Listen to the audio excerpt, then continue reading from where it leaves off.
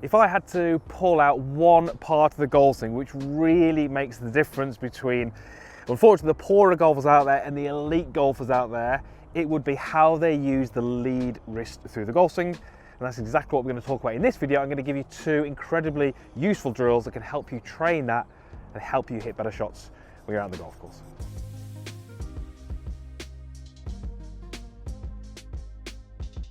So how you use your wrists in the golf swing, just incredibly important. And if we look at the world's best and we sort of follow that through to the golfers who perhaps shoot over 100 and struggle, we see a massive correlation between how the wrists move. And so what that tells us is if we can get you to move your wrists better through the golf swing, you will move towards those elite golfers. You may not get there, I can't guarantee that, but you'll move towards that level. So really understanding this and practicing it is, I really believe, going to help you. Just before we do that, this year I launched my brand new website, chrisryangolf.com. There are some training series on there which I really believe can help you play some better golf. There is a training series on how you can increase your club speed, and there's also a training series there on how you can improve your ball striking. Over 60 minutes of content in each particular series, and I really believe it's a systematic way that you can use to get better. So I'll leave a link up in the corner, and I'll also leave one down in the description box below. So let's talk about the wrists. And to begin with, we're going to get rid of the golf club. And we're going to talk about what we tend to see with almost all of the elite golfers out there in the difference between setup and impact. And in this particular video, we're talking very much about the lead wrist, but obviously whatever that does is going to be reflected with that trail wrist as well. So normally what we would tend to see is a setup like this where there is a little bit of a shape in the back of the wrist. And what we tend to see at impact would be the hands would be further forward, which you can see starts to flatten the wrist. So we can say that the wrist would be flatter at impact than it was at setup. And in most cases, the hands would also be a tiny bit higher. Not a huge amount, but a tiny bit higher. And this would be when we're hitting iron shots from the ground. And what that really does is it helps us to control the loft on the golf club to give us more ball speed. It tends to help us hit down on the golf ball, which really helps with our ball striking, our consistency. And it just helps us stabilize the face, which can only be good for kind of direction. So what tends to happen in almost all golf swings, and this would be correct, is that during the backswing, there will be a movement like this. Now we call that a wrist set, a wrist cock, whatever you want to call that. What we've just said a moment ago is that impact, the hands often get a little higher. Now when the hands are a little higher, that's a kind of uncocking motion. So when we make this movement in our backswing, we're kind of extreme opposites to where we would be at impact. This would be what we do in the backswing, and at impact we want to be the complete opposite way. That's absolutely fine, but we need this movement to generate some speed. But what also we tend to see quite a lot in the backswing is that we will tend to see golfers making a movement with the wrist which adds more cup. So when we see a golfer make this movement, which is the wrist set, and we add shape to that wrist, we add a cup, what we've effectively done is we've moved the wrist into the extreme opposite position to where it needs to be at impact. Because at impact, we want to have almost an uncocking of the wrist and a flat wrist.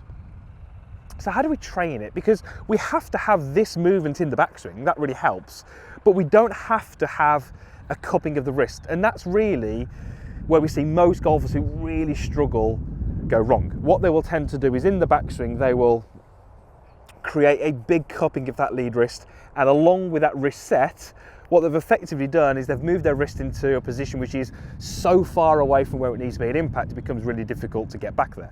So here's how you're going to train it. Now this is a device that I use in a day of coaching. I would say I use this with at least 1 to 2 of my clients. It's something that I use regularly, I love it. It's called the hanger. You don't actually need this particular device. It's called the hanger because it looks very much like a coat hanger.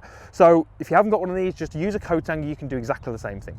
So where do we want to be as we make contact with the ball? Well, as I take a setup, you'll notice that this hanger sits away from my lead forearm, it doesn't touch it. But when I make contact with the golf ball, I want my hands to be forwards, as we said, and that flat lead wrist. Now you'll notice that the hanger makes contact with my forearm. So when we've got this little device on, we know that when that hanger is against my forearm, that's putting my wrist into its, let's say, impact condition. That's where it wants to be when I strike the golf ball. So what do we see? We see the hanger not in contact to the setup, that's absolutely fine. But for many golfers, at the top, it's still a little further away. And what you'll actually notice is it's gone further away because I'm adding more cup to that wrist. If this is you, you're going to struggle. You're really going to struggle. The golfers who can play from that position are probably the golfers out there who've got the most amount of skill, the most amount of talent, the most amount of time to practice. And if that's not you, then we probably need to rectify that because it's really difficult to play golf from there. You can, of course, you can absolutely fix that. You can take this position, you can move it right the way down, you can get back to where you need to be, but it's incredibly hard. So what I would love you to do with this little device is think about, when does this move on to that forearm? And I would like you to try and have that by around about lead arm parallel. At lead arm parallel, it's hard for you to see now because my hand is in the way, but the plastic device, the hanger, is against my lead forearm.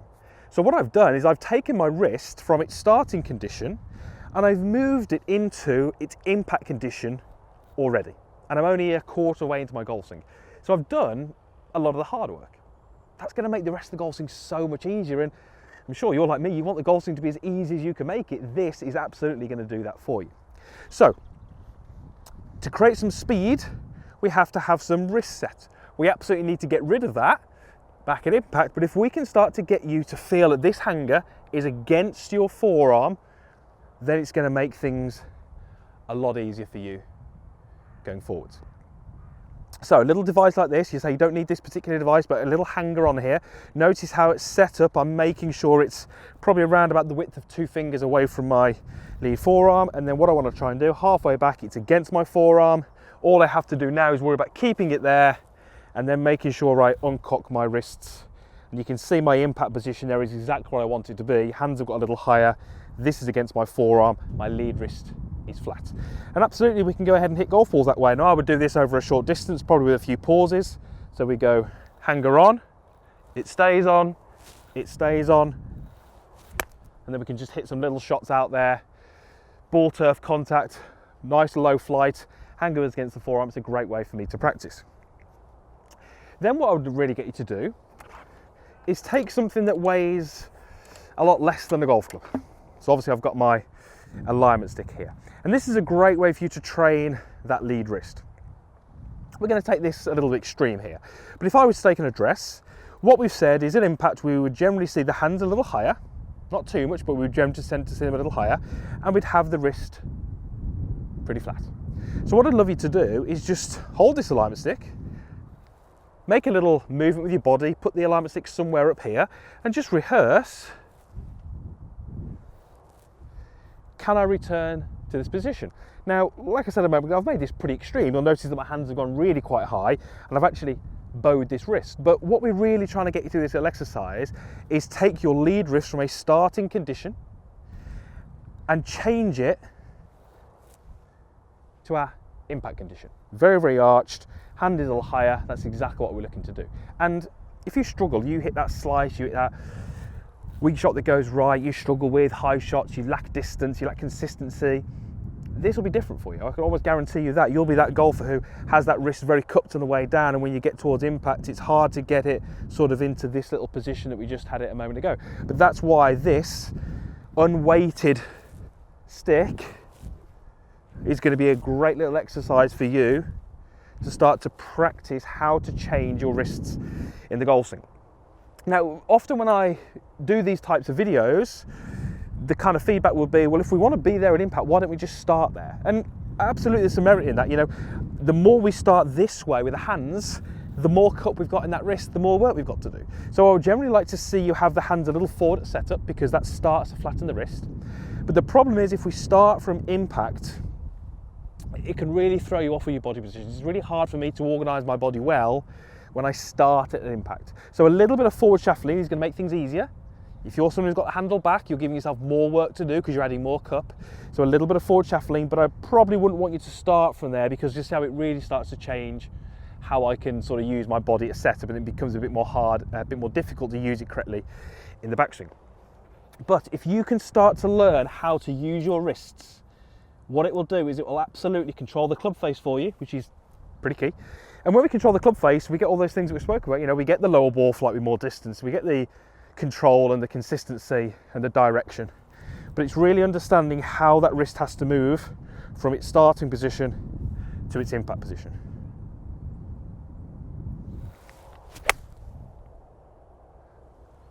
That was a pretty nice shot, just a 7-iron, but probably a pretty good club to work with if you're starting to learn this for the very first time.